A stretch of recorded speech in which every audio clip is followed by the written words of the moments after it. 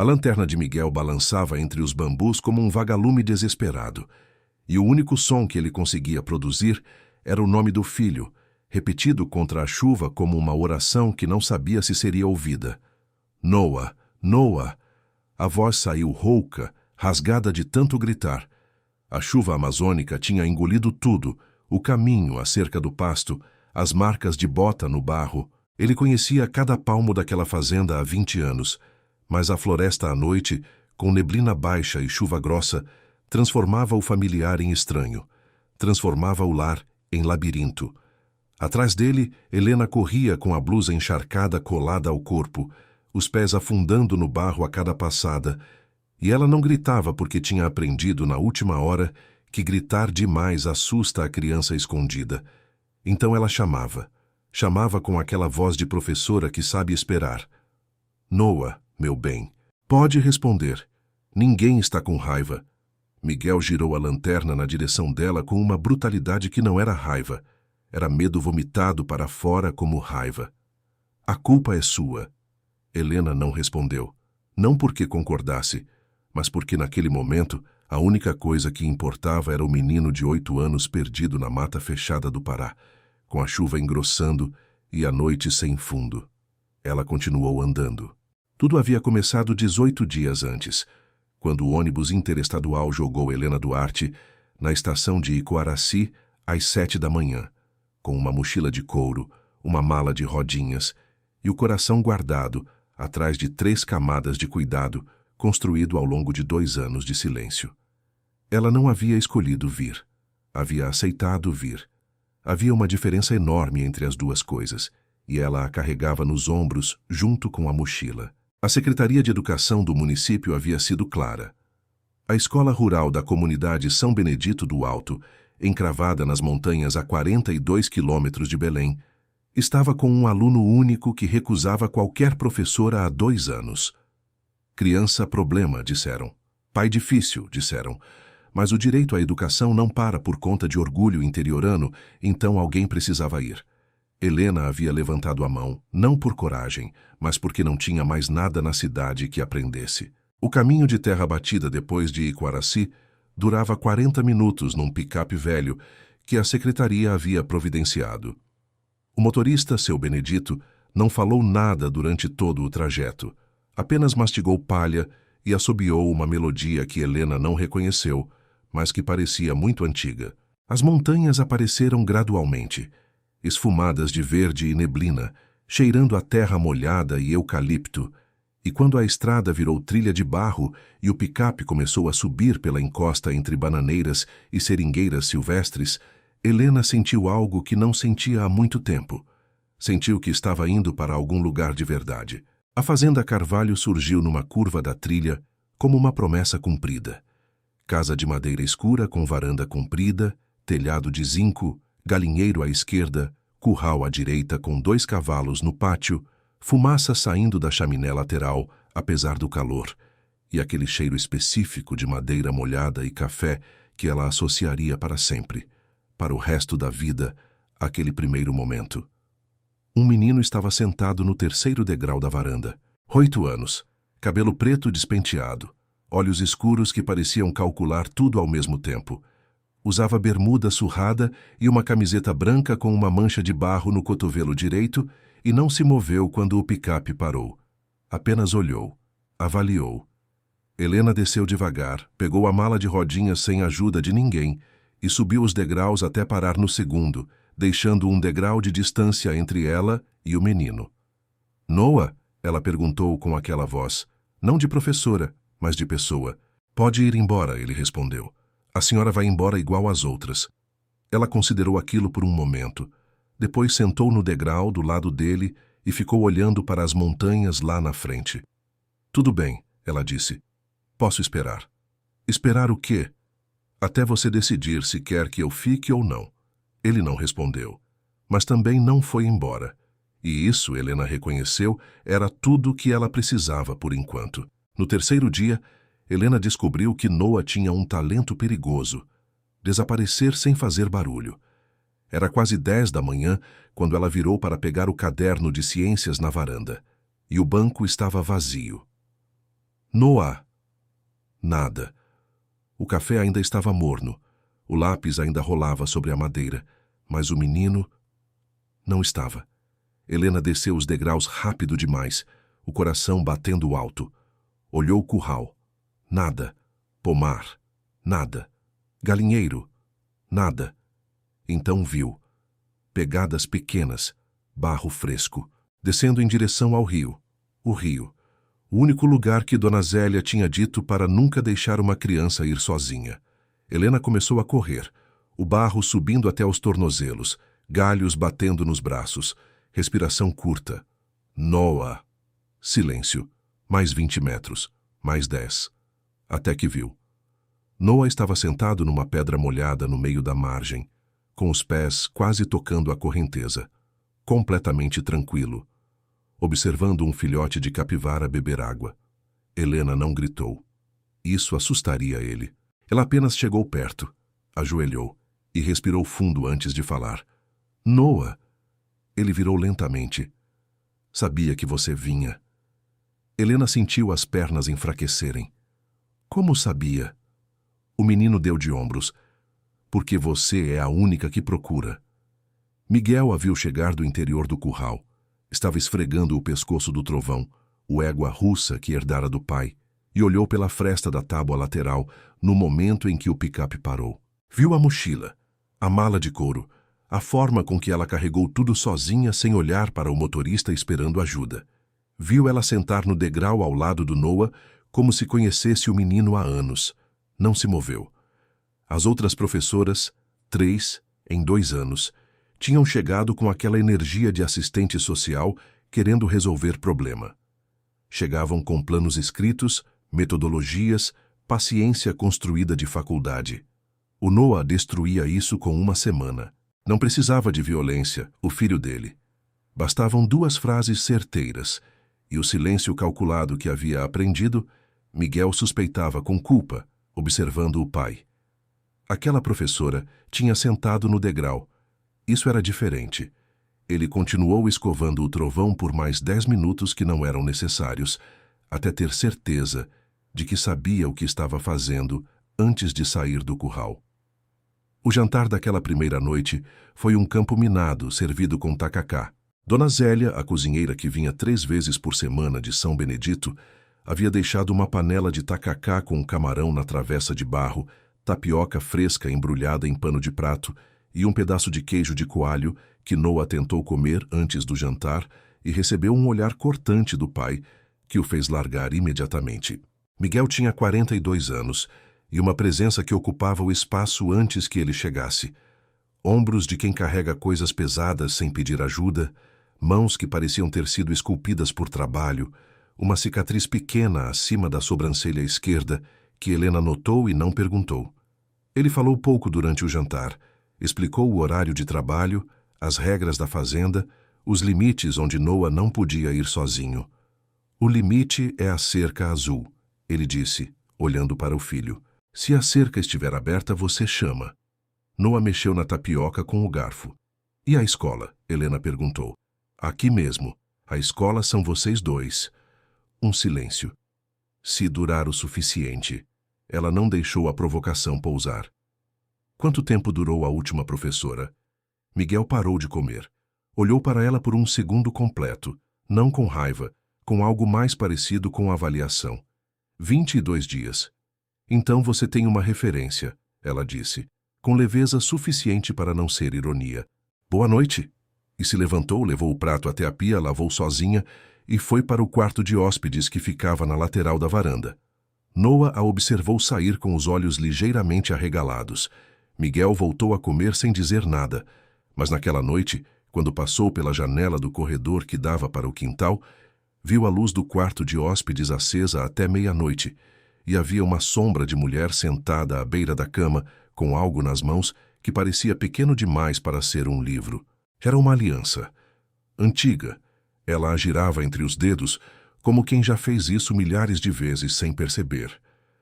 Nos primeiros dias, a rotina se instalou com aquela lentidão das coisas, que precisam de tempo para ficar. Helena acordava às 5h30 com o som dos cavalos no curral, e o cheiro de café que Zélia deixava programado numa cafeteira velha de alumínio. Bebia o café na varanda enquanto a neblina ainda fechava a vista das montanhas, e havia nesses 20 minutos uma quietude que ela havia esquecido que existia no mundo. Na cidade, o silêncio vinha cheio de memórias.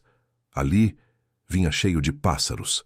Noah chegava ao café com o cabelo mais bagunçado ainda, comia sem falar, e às 8 em ponto, aparecia no que Helena havia batizado mentalmente de sala de aula, a mesa grande da varanda lateral, onde o telhado protegia da chuva que caía quase todo dia entre 10 e 2.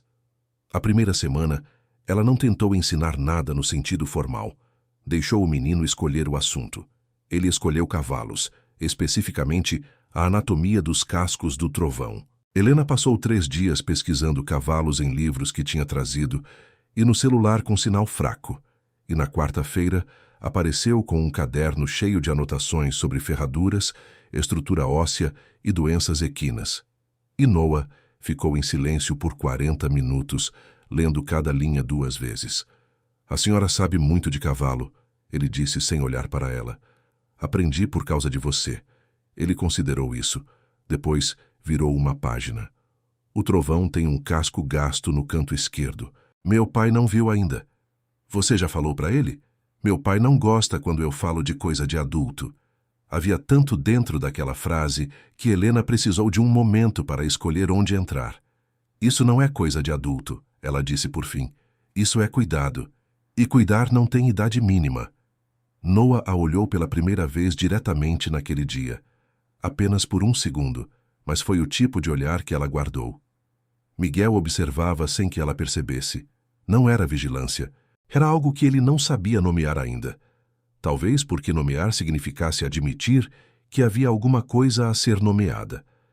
Mas ele se via passando pela janela da cozinha na hora errada, voltando mais cedo do pasto sem motivo claro, parando no portal do curral com pretexto de verificar o portão quando o portão não precisava de verificação. Helena Duarte tinha aquele jeito de estar presente que não preenchia o espaço, mas aprofundava ele. Não era barulhenta, não era invasiva, não pedia nada que ele não tivesse oferecido. Mas havia uma firmeza nela que era diferente da firmeza que ele conhecia nas mulheres da região. Não era dureza, não era esforço. Era como se ela soubesse de si mesma de um jeito que poucas pessoas sabem. E o Noah estava diferente. Não radicalmente, não de maneira que saltasse aos olhos de quem não conhecesse o menino intimamente. Mas Miguel conhecia. Sabia a diferença entre o silêncio resistente do filho, aquele que tinha bordas afiadas, e o silêncio absorvido de quem está pensando. Nos últimos dias, o silêncio do Noah tinha mudado de textura. Isso deixava Miguel com um sentimento que ele não gostava de examinar de perto. Havia 6 meses ele havia decidido, com a clareza fria de quem está no fundo do poço e encontra o fundo sólido que não abriria mais. Não a si mesmo, não ao filho, não à fazenda, não no sentido emocional, aquele que expõe as costelas. Depois de Fernanda, depois dos 4 anos de viuvez que foram descendo como uma maré que não tem pressa, ele havia chegado a um acordo com o próprio coração. Funcionamos, mas não sangramos mais. Era um acordo razoável. E a professora estava sem fazer absolutamente nada de errado, tornando esse acordo difícil de manter. Naquela noite, Miguel saiu para fechar o galpão mais tarde que o normal. A chuva tinha parado. O cheiro de terra molhada ainda pairava no ar. Quando passou pela lateral da casa, viu luz no pomar. Uma luz pequena, amarelada. Ele se aproximou sem fazer barulho, e então viu Helena, sentada sozinha debaixo do cajueiro, descalça, com os joelhos dobrados contra o peito, e chorando tão silenciosamente que parecia estar tentando não incomodar nem a própria dor. Miguel ficou parado, sem respirar. Na mão dela havia uma aliança. Ela girava o anel entre os dedos, como quem segura uma lembrança que corta, e então ouviu. Não claramente, apenas um sussurro. Teria 6 anos agora. Miguel sentiu algo atravessar o peito. Forte, brutal e completamente fora de controle. Naquela noite, pela primeira vez em 4 anos, Miguel não teve medo de amar. Teve medo de perder. O veterinário chegou numa quarta-feira com céu de chumbo e um jeito de andar que incomodou Miguel desde o portão. Daniel Monteiro, 29 anos, formado em Belém, rindo com os dentes todos à mostra e usando uma camisa nova demais para uma fazenda, havia sido contratado pela cooperativa da região para um ciclo de visitas preventivas. Era bom no trabalho. Isso Miguel teve que admitir, observando-o examinar o trovão com uma competência genuína e a mesma mão cuidadosa que fazia sentido em alguém que gostava de animais. O problema era a outra mão. Gesticulava muito, e quando gesticulava, estava geralmente falando com Helena, que tinha se aproximado para perguntar sobre o casco do trovão, aquilo que Noah havia notado, e Daniel Monteiro havia sorrido com os dentes todos e dito que era uma observação excelente e que ela tinha muito olho para essas coisas. Noah estava atrás do Miguel em silêncio, observando. Ele gosta da professora, Noah disse, com a neutralidade analítica das crianças que ainda não aprenderam a filtrar o que percebem. Vai buscar água para Dona Zélia. Mas, pai, Noah, o menino foi. Miguel dobrou os braços sobre a tábua da cerca e ficou olhando para o curral com uma expressão que qualquer pessoa próxima a ele reconheceria imediatamente e que ele próprio levaria mais 3 semanas para entender. O 12º dia foi o dia do mãe. Aconteceu sem aviso, como as coisas que mudam tudo acontecem. Era tarde da manhã. O sol havia rompido a neblina e estava esquentando a varanda de um jeito agradável, e Helena havia proposto uma atividade de escrita, não uma redação com tema imposto, mas uma lista, 5 coisas que Noah gostava, 5 coisas que Noah não gostava, e no final, uma frase com as duas juntas. Noah escrevia devagar, com a língua levemente pressionada contra o lábio superior, como crianças fazem quando se concentram. Helena estava lendo um livro, de lado, dando espaço. O café esfriava entre eles na mesa. E então Noah disse, sem levantar a cabeça do caderno, «Mãe, o lápis está quebrando». O silêncio que se seguiu durou menos de 3 segundos, mas pareceu muito mais longo. Ele percebeu o que havia dito pelo próprio silêncio. Levantou a cabeça e a olhou com aqueles olhos escuros cheios de um pânico que ele não tinha ferramentas ainda para esconder. Helena não deixou o momento virar abismo. Ela pegou o lápis dele, sacou do bolso um apontador pequeno de metal, apontou o lápis com calma e devolveu. Pronto, ela disse, e voltou ao livro. Noah ficou olhando para ela por 4 segundos inteiros. Depois voltou ao caderno, mas Helena não conseguiu ler mais uma linha. Ficou com os olhos na mesma página. A aliança antiga queimando no bolso do short, onde aguardava todo dia desde que havia chegado. E pensou em Luísa, a filha que havia perdido 3 anos antes, com 6 semanas de gestação, num quarto de hospital que cheirava a álcool e promessas que não foram cumpridas. E respirou fundo até que o peso descesse para um lugar mais suportável. Algumas pessoas não entram na nossa vida para ensinar. Entram para devolver partes que a dor levou. A ligação veio naquela noite. Helena estava na varanda, os pés descalços na tábua fria, quando o celular vibrou com o sinal instável que às vezes funcionava na ponta sul da propriedade. Era a coordenadora regional da secretaria, doutora Marta Vasconcelos, e a voz dela tinha aquele tom de quem está prestes a fazer uma gentileza que não é gentileza. Helena, precisamos conversar sobre o seu contrato. Ela ficou escutando.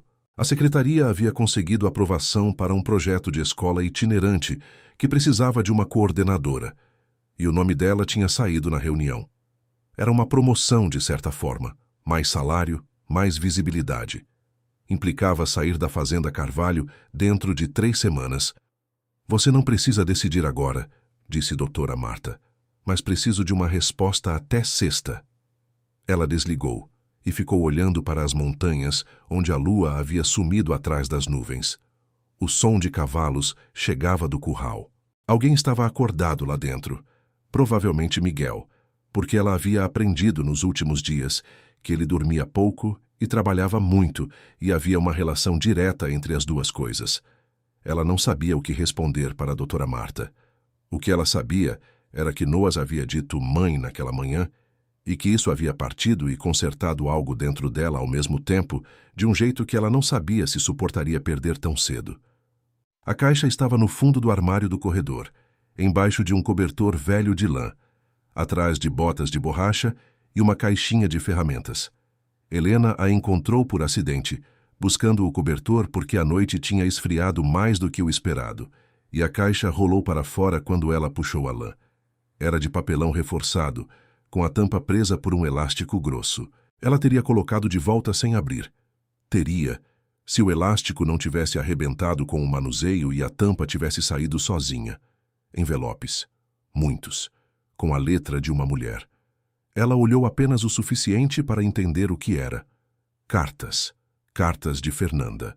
Ela reconheceu o nome no remetente do primeiro envelope, endereçadas a Miguel, com datas que iam de anos antes da morte dela até 6 meses antes. Ela fechou a caixa com cuidado, colocou de volta exatamente como estava e levou apenas o cobertor. Mas deitou naquela noite com o pensamento em Fernanda Carvalho, uma mulher que havia amado aquele homem fechado e silencioso e que havia escrito cartas para ele. Cartas que ele guardava debaixo de um cobertor num armário de corredor, não jogadas fora, não emolduradas, mas guardadas naquele jeito específico de quem não consegue soltar e não consegue encarar. E algo em Helena, algo antigo e cuidadoso, reconheceu aquilo. A tempestade chegou na quinta-feira sem avisar, do jeito que só a chuva amazônica sabe fazer. Estava tudo calmo às 3 da tarde, o tipo de calmo pesado e úmido que na cidade seria apenas desconforto, mas nas montanhas é sinal. Dona Zélia olhou o céu pela janela da cozinha e disse para Helena, com a autoridade de quem viveu 70 anos naquelas encostas, que em 20 minutos a água ia cair de lado. Em 15, a água estava caindo de lado. Em 20, não se via a cerca azul do limite. Miguel entrou encharcado, foi direto ao Noah que estava na varanda e o mandou para dentro com um gesto breve. Depois começou a fechar os venezianos da frente com aquela eficiência de homem que já fez isso centenas de vezes. Helena ajudou sem ser pedida, pegando o outro extremo da janela lateral quando ele não chegava ao trinco de dentro. "Pode deixar", ele disse. "Já segurei." Ele a olhou pelo canto do olho. Não respondeu, mas não pediu de novo que parasse. Eles trabalharam lado a lado por 15 minutos, fechando a casa contra a tempestade, e havia naquilo uma intimidade prática que era diferente de qualquer outra intimidade. Não pedia permissão, não precisava de palavras. Existia apenas no espaço entre dois corpos que se movem com o mesmo propósito, num mesmo espaço pequeno. A última janela foi a da sala. Miguel estava do lado de dentro, e ela do lado de fora, a chuva já molhando sua blusa. E quando ele alcançou o trinco, os dedos dele passaram levemente sobre os dela, antes de fecharem o trinco sozinhos. Ele se afastou imediatamente. Ela também. E a tempestade rugiu lá fora com uma intensidade que combinava suspeito demais com o que estava acontecendo dentro daquela casa. Foi Raquel quem apareceu no sábado seguinte, com o sol ainda nascendo e um sorriso que chegava antes dela. Raquel Nogueira tinha 38 anos e uma beleza de fazenda, o tipo que não usa maquiagem porque não precisa, que cavalga sem medo e cozinha sem receita. Ela e Miguel haviam ficado juntos por 3 meses 2 anos atrás, segundo Dona Zélia, que não conseguia guardar informação por mais de 48 horas. E havia ficado claro naqueles 3 meses que Raquel queria mais do que Miguel conseguia oferecer, e que eles tinham chegado a um impasse educado. Ela não havia desistido completamente. Chegou com um pote de mel de abelha nativa e uma bandeja de biscoitos de goma. Abraçou Miguel com aquela familiaridade de quem tem direito adquirido e olhou para Helena com o tipo de avaliação que as mulheres fazem, de uma maneira que nenhum homem percebe e toda mulher reconhece. "Você é a nova professora", ela disse. Não era uma pergunta. "Helena Duarte", ela respondeu, estendendo a mão. Raquel a apertou brevemente. "Quanto tempo você fica?" "O necessário." Noah, que estava ao lado de Helena com um copo de suco na mão, fez um barulho que poderia ser coincidência, mas não era. Miguel os viu a todos de relance e foi para o curral. Ele tinha medo de amar de novo. O problema era que o filho dele já tinha começado. A descoberta das cartas chegou de uma forma que Miguel não havia planejado. Helena o encontrou na varanda à noite, depois que Noah dormiu, e ela tinha nas mãos uma xícara de café que havia feito para si mesma e outra que havia feito porque, ela disse diretamente, havia notado que ele não dormia, e café, às vezes, ajuda a organizar os pensamentos antes de tentar. Ele aceitou a xícara. Eles ficaram em silêncio por um tempo que foi ficando menos desconfortável gradualmente. Achei a caixa no armário, ela disse por fim. Não li, fechei e guardei de volta. Mas precisava te falar. Ele segurou a xícara com as duas mãos. Eram cartas dela, ele disse. Não estava explicando para ela. Estava dizendo em voz alta pela primeira vez. Sim, vi o nome. Ela escrevia muito, para mim, para a família, para o Noah, que tinha 3 anos e não sabia ler, mas ela escrevia mesmo assim. Dizia que um dia ele ia ler. Outro silêncio. Nunca dei para ele. Helena não disse nada. Tem uma que eu li, só uma, depois que ela foi embora. É a última que ela escreveu. Ele olhou para a montanha. Ela sabia que ia. O câncer era rápido, mas ela sabia antes dos médicos, eu acho. O jeito dela ficou diferente 6 meses antes. O que ela escreveu? Ele ficou quieto por tanto tempo que ela achou que não ia responder. Que eu precisava voltar a ser o homem que ela havia se apaixonado, que esse homem tinha calor, que Noah precisava desse calor. Uma respiração. E que quando alguém chegasse que fosse desse tipo de mulher, ela descreveu o tipo, eu não pusesse o orgulho na frente. Helena sentiu o coração fazer uma coisa que ela não havia pedido. Como ela descreveu? Ele a olhou então, direto, com aquela dificuldade de quem está virando o olho para dentro e não gosta do que encontra, mas não consegue mais desviar. Disse que essa mulher ia sentar no degrau ao invés de bater na porta. O silêncio entre eles durou muito tempo. A lanterna do curral balançou com o vento. Um cavalo bufou no escuro, e então Noah gritou lá de dentro, com aquela voz de sonho ruim que atravessa a parede, e Miguel foi embora antes que qualquer um dos dois precisasse dizer mais nada. A mentira do Noah veio no dia seguinte, com a inocência de quem ainda não sabe distinguir proteção de traição. Ele foi até Helena antes do café e disse, olhando para o chão, meu pai mandou dizer que hoje não tem aula. Ele quer que a senhora arrume as coisas porque acha que a senhora tem que ficar em Belém. Helena ficou olhando para ele por um momento. O seu pai te mandou dizer isso? Noah balançou a cabeça. Ela fez uma pausa. Noah, me olha. Ele levantou os olhos com esforço. Por que você está me mandando embora? O lábio inferior dele tremeu uma fração antes de ele controlar.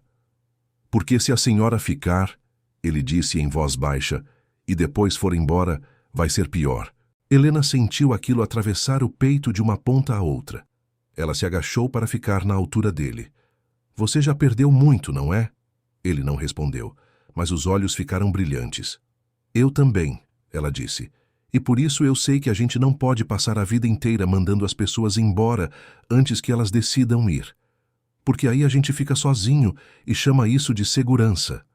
Noah ficou em silêncio. Vou tomar meu café, ela disse. Você quer tapioca com queijo? Ele assentiu levemente. Ah, então vai lavar a mão.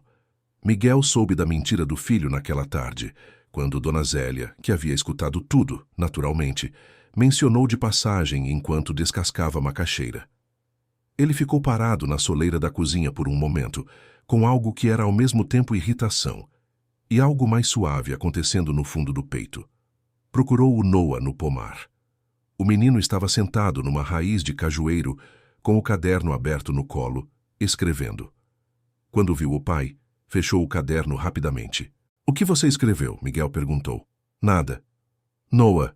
O menino abriu o caderno com relutância. Era a lista de 5 coisas que gostava e 5 que não gostava, a atividade de Helena. No final, a frase com as duas juntas. Estava escrito, na letra irregular de 8 anos. Eu gosto de cavalo e de Helena, mas tenho medo que as coisas boas vão embora. E aí eu fico sozinho, que é uma coisa que eu não gosto. Miguel ficou olhando para aquelas palavras por muito tempo. Depois sentou na raiz do cajueiro ao lado do filho e ficaram os dois ali em silêncio por um tempo sem fim, olhando para a trilha de barro que subia para a mata.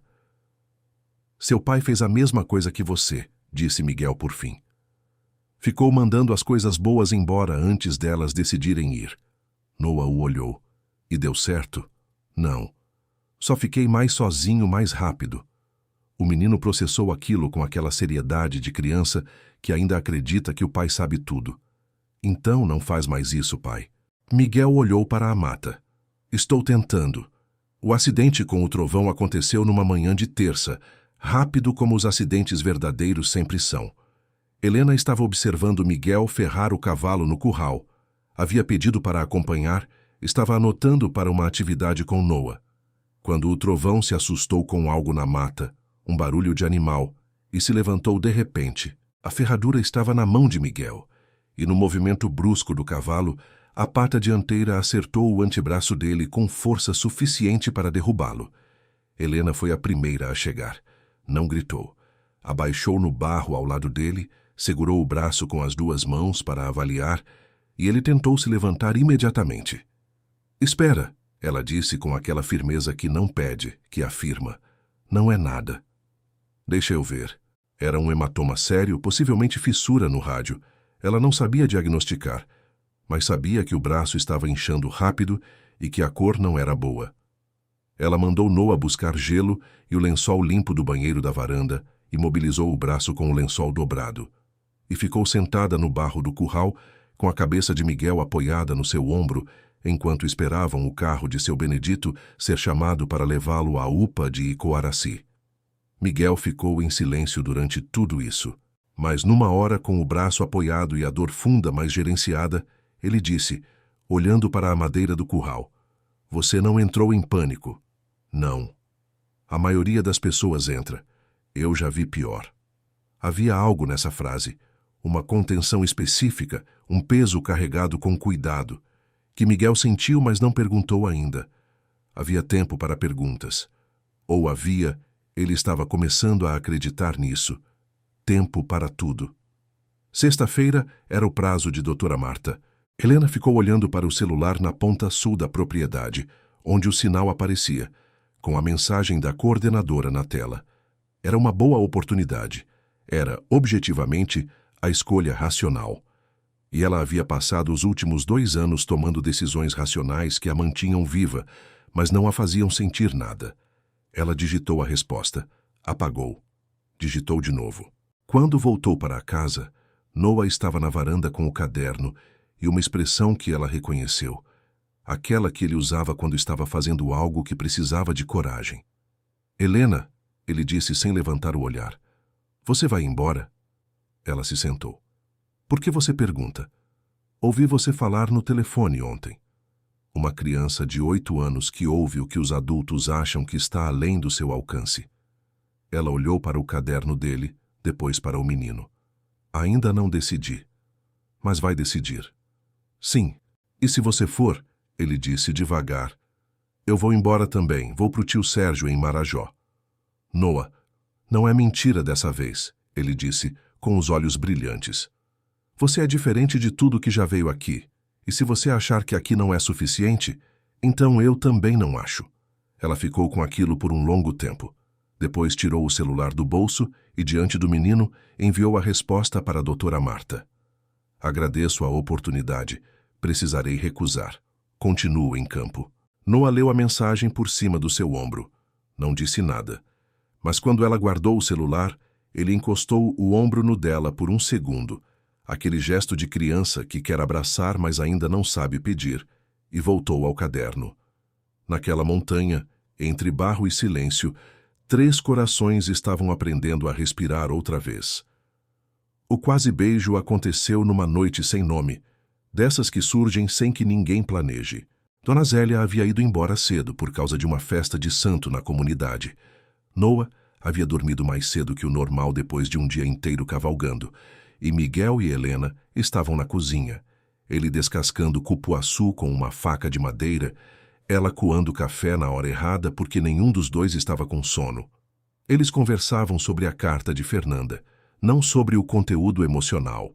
Isso ainda era território com placa de aviso, mas sobre Fernanda como pessoa. E ela ia desenhando, à medida que ele falava, uma mulher que havia amado muito e com sabedoria, que havia entendido o marido melhor do que ele se entendia, que havia escrito cartas para um filho de 3 anos, porque acreditava que a palavra escrita sobrevive ao corpo. Você vai dar as cartas para ele? Helena perguntou. Quando ele estiver pronto. Você vai saber quando? Talvez você me diga. Ele disse isso olhando para o cupuaçu. Depois levantou o olhar. Você conhece ele diferente de mim. Mãe seria capaz de... Ele parou. Ficaram os dois com o peso daquilo entre eles. Não foi ele que se aproximou. Foi ela. Sem perceber, apenas se inclinando levemente para frente enquanto dizia qualquer coisa sobre Noah.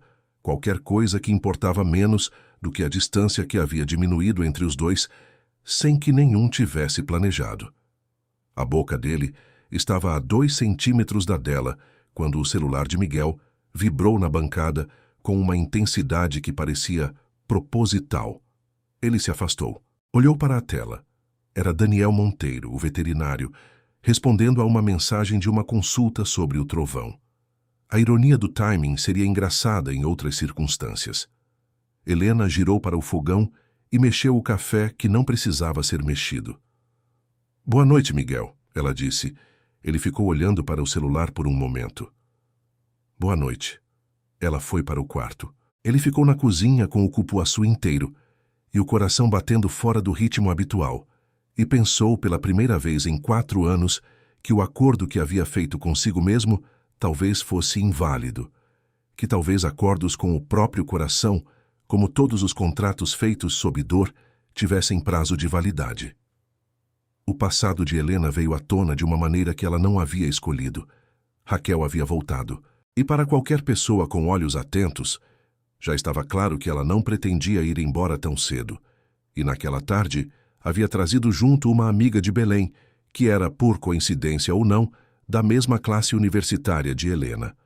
Raquel esperou Miguel sair para o curral, esperou Noah correr para o pomar, e só então se aproximou de Helena. O sorriso continuava bonito, mas os olhos... não. Ela parou perto demais. Baixou a voz. Você sabe que ele nunca vai escolher você, não sabe? Helena permaneceu imóvel. Raquel continuou. Ontem à noite ele esteve lá em casa. Disse que você é boa com o menino. Ela sorriu. Mas mulher de cidade sempre vai embora. Helena sentiu o estômago apertar. Raquel olhou para a mala perto da varanda. Se eu fosse você, não desfazia as malas ainda. E foi embora, sem perceber. Miguel tinha ouvido tudo.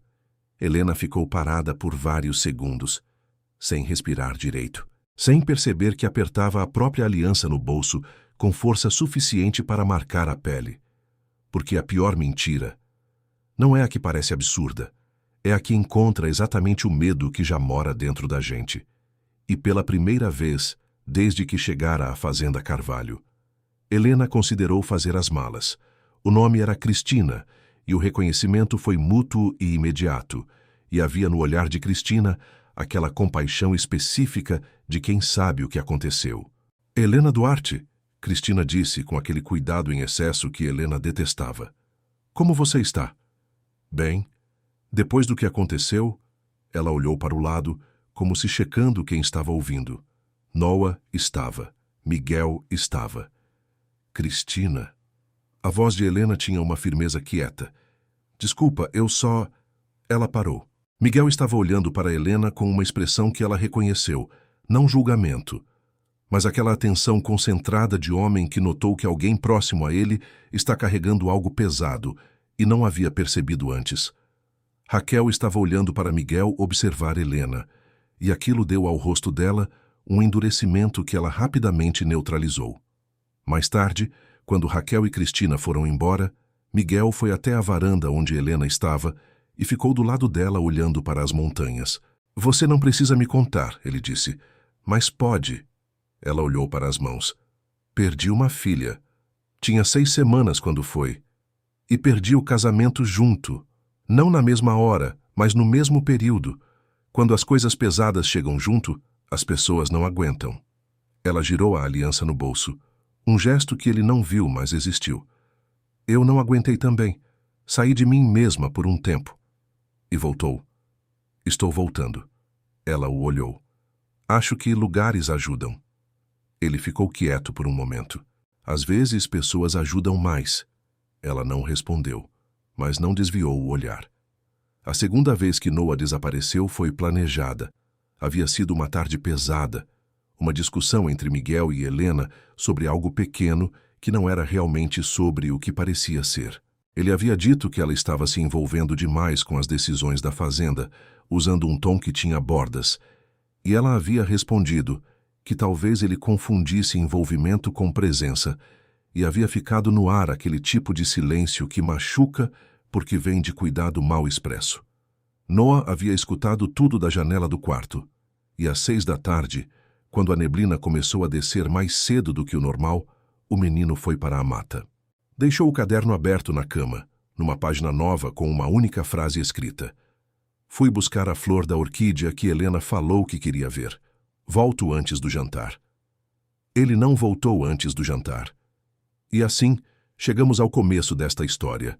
Miguel, com a lanterna entre os bambus e Helena correndo atrás com os pés no barro, e a chuva desfazendo qualquer rastro que o menino tivesse deixado. A culpa é sua, ele havia dito. Que ela havia continuado andando, porque culpa era uma conversa para depois. Agora era busca. Eles se separaram por necessidade. Ela foi pelo caminho da cerca azul, ele pela trilha do alto. Ficaram com os celulares, o sinal intermitente, a chuva engrossando. Helena tinha uma lanterna pequena que havia pegado do gancho da varanda e conhecia, depois de 18 dias, o caminho até a cerca azul de olhos fechados. Passou da cerca, entrou na mata. Chamou com aquela voz. Noah, estou aqui. Pode me responder. A mata estava cheia de sons que não eram criança. A chuva pressionava as folhas grandes para baixo e as soltava em gotas que caíam em ritmo irregular. Havia rã, havia pássaro noturno, havia o barulho distante do córrego que descia da encosta. E então havia, bem ao fundo, um barulho pequeno que era diferente de todos os outros. Helena parou. Aguçou o ouvido. Um soluço. Ela foi devagar, pé por pé, iluminando o chão para não tropeçar em raiz, chamando baixo para não assustar. Noah estava sentado no tronco caído a 30 metros da cerca, encharcado até os ossos, com as mãos cheias de barro e o olhar de criança que saiu com mais coragem do que voltou. Na mão direita, fechada com cuidado, havia uma orquídea roxa, pequena, perfeita, colhida de onde estava crescendo na casca de uma árvore. Helena chegou até ele, abaixou no barro e o olhou. Encontrei, ele disse, com uma voz trêmula que tentava ser orgulho. Ela ficou olhando para aquela flor na mão do menino por um segundo que durou muito. Depois o abraçou, forte, do jeito que ela havia querido abraçá-lo desde o dia em que ele havia dito mãe sem querer, desde o dia em que havia mandado a Raquel embora com o ombro, desde o dia em que havia colocado o caderno na cama e partido sozinho para a mata escura de floresta amazônica para trazer uma flor que ela havia mencionado uma vez sem intenção. Noah abraçou de volta com os 2 braços. Miguel chegou 5 minutos depois, seguindo a luz da lanterna de Helena.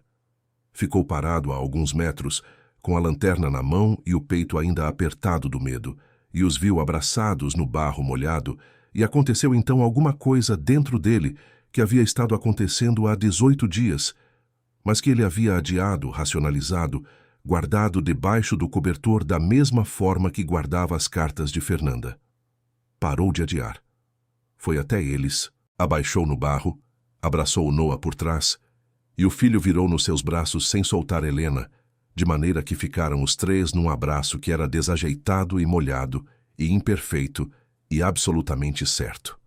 Ele não disse nada imediato, mas quando se levantou com Noah no colo, ele olhou para Helena, com os cabelos encharcados e o barro nos joelhos, e os olhos que não tinham soltado uma lágrima em nenhum momento apesar de tudo, e disse, com aquela voz de homem que acabou de derrubar algo que carregava há muito tempo, eu disse uma coisa errada. Disse, ela concordou. Não foi verdade. Eu sei. Helena. Ela o olhou. Fica. Eles voltaram para a casa com a chuva diminuindo gradualmente, como se o céu também precisasse respirar depois de tanto esforço. Noah dormiu no colo do pai antes de chegar à varanda, com a orquídea ainda na mão fechada. Miguel o levou para o quarto.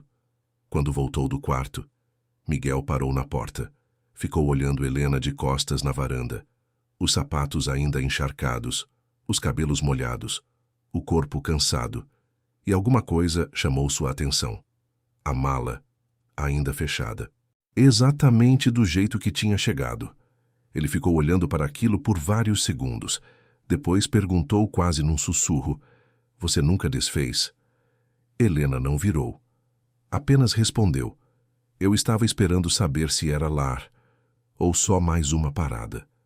Miguel sentiu o peito apertar, porque, pela primeira vez, ele sabia a resposta. "Ela tinha razão", ele disse. "Fernanda, na carta." Saiu da porta, veio até a beira da varanda ao lado dela. "Descreveu você sem saber que era você." Helena ficou em silêncio. "Eu não tenho muito para oferecer que seja simples", ele continuou, com o cuidado de quem está sendo honesto, porque honestidade é o único idioma que sabe falar. "Tenho um menino que vai amar você, mais do que sabe lidar, uma fazenda que exige mais do que paga, e eu mesmo que sou mais silêncio do que fala." "Eu sei", ela disse. "E mesmo assim..." "Miguel." Ela o olhou. "Eu mandei embora uma promoção nessa semana." Ele ficou quieto. "Fiz isso porque..." Ela parou. Procurou as palavras certas. "Porque descobri que coisas boas têm cheiro de café de alumínio e barro molhado, e criança que aprende a confiar. E porque percebi que guardar a aliança no bolso é diferente de usar no dedo, mas nunca tinha conseguido distinguir até agora."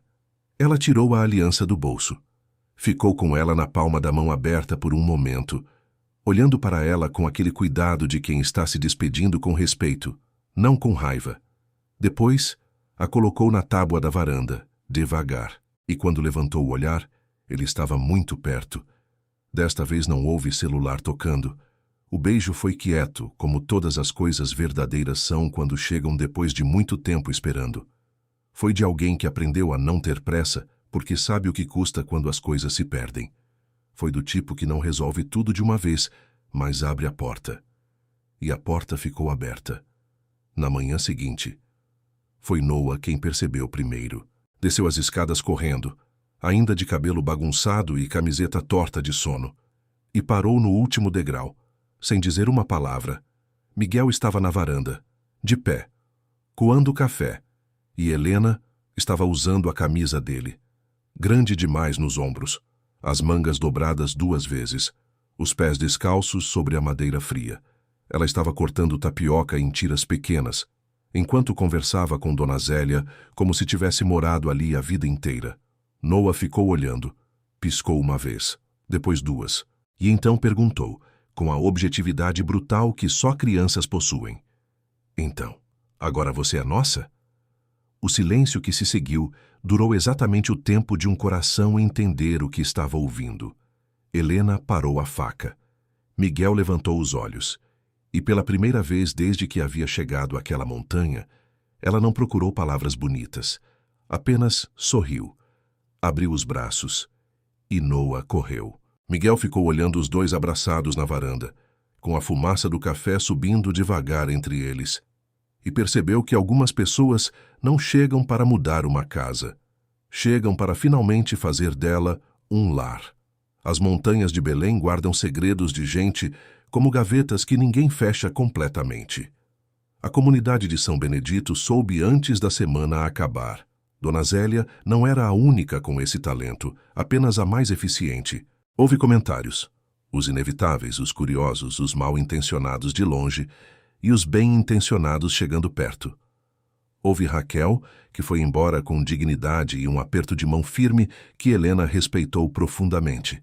Houve Daniel Monteiro, que na próxima visita trouxe os dentes menos brancos e o jeito um pouco mais profissional, e isso foi suficiente. Houve Noah, que na manhã seguinte apareceu para o café com o caderno e escreveu, sem ser pedido, A continuação da atividade de 5 coisas que gostava. Número 6. Quando as coisas boas resolvem ficar. Meses se passaram com a leveza das estações que a floresta amazônica guarda apenas para quem aprende a esperar. O trovão teve o casco curado. Helena virou professora permanente da Escola Rural de São Benedito, com 4 outros alunos que foram se juntando à medida que a notícia da professora que senta no degrau foi se espalhando pelas encostas. Miguel aprendeu, com esforço genuíno e alguma orientação carinhosa, a falar mais do que o estritamente necessário. As cartas de Fernanda foram abertas com Noah num domingo de tarde, debaixo do cajueiro do pomar. Eles leram juntas durante horas. O menino chorou no começo, e depois parou de chorar e começou a sorrir, porque Fernanda escrevia com aquele humor específico de quem ama as pessoas que conhece de verdade. Suas estranhezas, suas manias, seus medos. E havia partes sobre o Noah de 3 anos que eram puras e engraçadas. Numa das últimas cartas havia uma frase que Miguel leu em voz alta, com a voz controlada de quem está usando toda a determinação disponível. Se você encontrar alguém que faça meu filho sorrir, Miguel, abra essa porta que você sempre deixa trancada. Não por mim, por você. Você merece ser amado de volta. Noah ficou olhando para o pai. Miguel dobrou a carta com cuidado. Ela era muito esperta, sua mãe. Eu sei, disse Noah. Helena também é. O casamento foi em setembro, quando as chuvas davam trégua e as orquídeas abriam nas árvores mais altas da propriedade. Foi simples, da maneira que coisas verdadeiras tendem a ser simples. A varanda da fazenda enfeitada com flor de helicônia e tecido branco de algodão, a comunidade de São Benedito inteira, sentada em cadeiras trazidas da igreja, o padre Tomás vindo de Icoaraci, o sol batendo de lado naquele ângulo dourado de fim de tarde que a Amazônia guarda para os momentos que merecem. Noah foi padrinho. Usou uma camiseta branca engomada e um paletó de adulto pequeno demais que havia sido de Miguel aos 12 anos, e caminhou com Helena até o altar de braço dado com uma seriedade de cerimônia que só durou até ela sussurrar no seu ouvido que ele estava mais bonito que o noivo, quando ele teve que morder o lábio para não rir.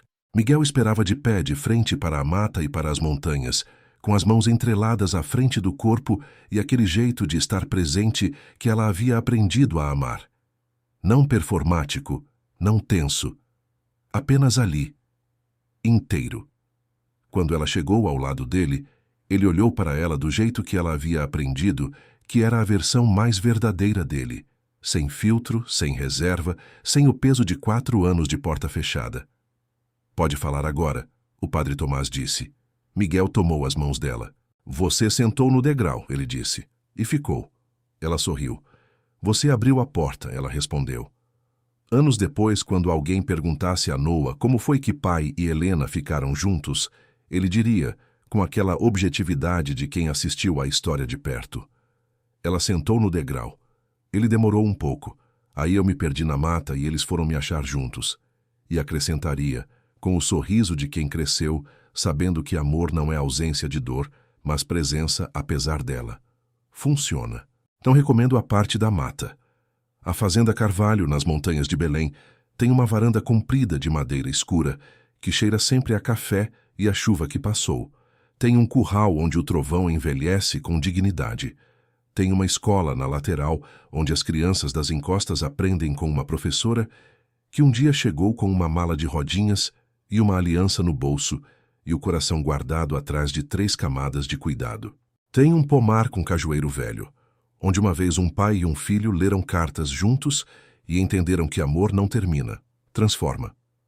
Tem uma criança nova, de 2 anos, que se chama Fernanda, que corre entre as helicônias no final da tarde, com os joelhos sempre ralados e o sorriso do pai e os olhos da mãe, e que ainda não sabe que nasceu no lugar certo, na hora certa. E quando a neblina baixa de manhã e o café coado fica pronto e a família se junta na varanda antes de o dia começar, Miguel com a xícara nas 2 mãos, Helena encostada no seu ombro, Noah com o caderno que nunca para, Fernanda no chão perseguindo uma galinha, há nesses minutos uma completude que não foi comprada nem conquistada facilmente.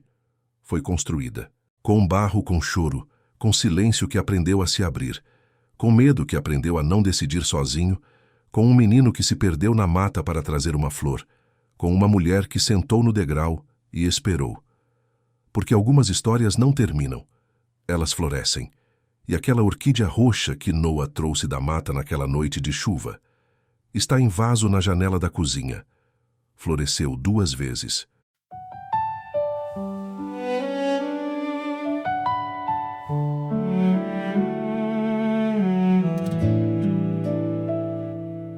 Há caminhos que a dor desenhou,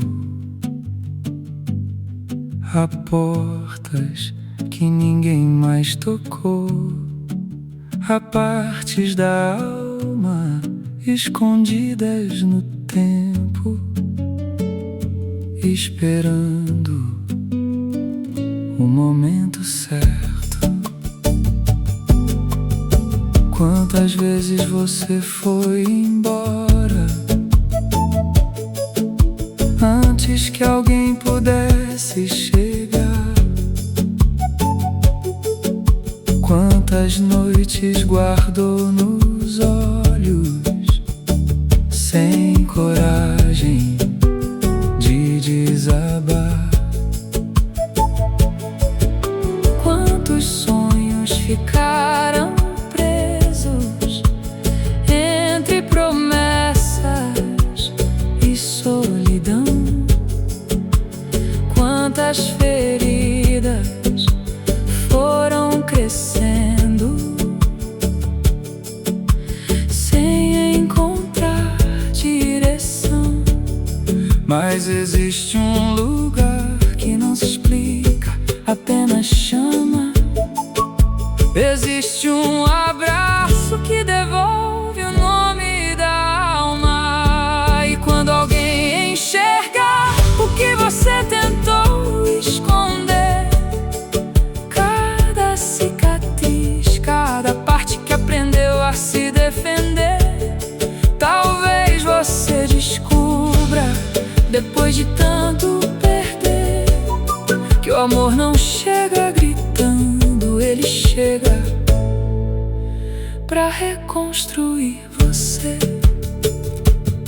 Tem memórias que ainda queimam, tem ausências que falam baixo, tem saudades que moram dentro como chuva sobre o telhado. Mas quem atravessa a dor com verdade no olhar, descobre que alguns encontros vieram pra curar. Nem toda despedida é o final, nem toda lágrima é sinal de fraqueza. Às vezes a vida quebra primeiro pra depois mostrar onde mora a beleza.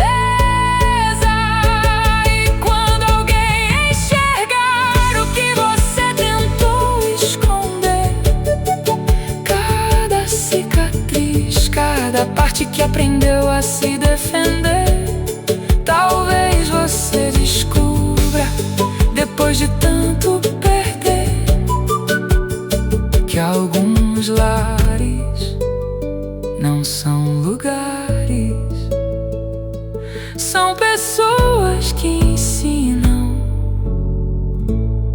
o coração a renascer.